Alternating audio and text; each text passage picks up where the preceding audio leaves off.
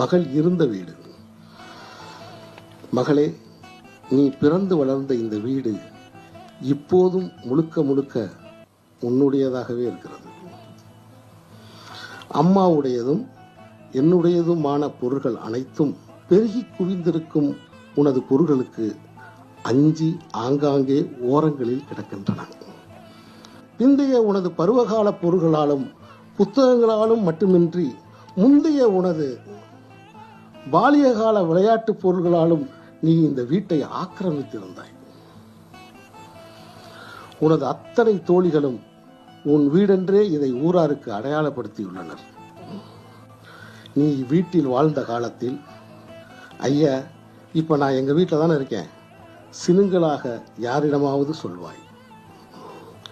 எங்க வீட்டுக்கு வாயே, வாஞ்சையோடு யாரையாவது அழைப்பாய். ஐயோ நேரமாச்சு, எங்க வீட்டுக்கு போகணும், எங்கிருந்தேனும் பதட்டமாக புறப்படுவாய். உன் பொருட்டு ஒலித்து அடங்கிய கெட்டி